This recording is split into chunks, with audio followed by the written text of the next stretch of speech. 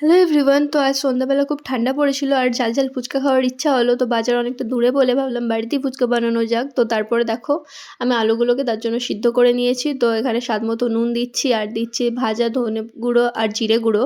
আর তারপরে দিচ্ছি গরম মশলা একটু। তারপরে দিচ্ছি ১ চামচ লঙ্কা গুঁড়ো। আর তারপরে একটু দিচ্ছি বিট লবণ। তো সব একসাথে ভালো করে মিশিয়ে নিয়ে আমি আগে থেকে কাঁচা লঙ্কা সিদ্ধ করে রেখেছিলাম। তো ৩ টে কাঁচা লঙ্কা সিদ্ধ আর ছোলা সিদ্ধ দিলাম। আর তারপরে পেঁয়াজ কুচোনো, ধনিয়া পাতা কুচোনো সব একসাথে দিয়ে ভালো করে মেখে নিচ্ছি। তো তারপরে একটু ভাজা বাদামও আমি দিয়ে দিয়েছিলাম। তো মেখে নেওয়ার পর আমি দেখো এই জলটাই আগে করে তেঁতুল ভিজিয়ে রেখেছিলাম। তো তেঁতুল জল দিয়ে খেতে তো আমার খুব ভালো লাগে।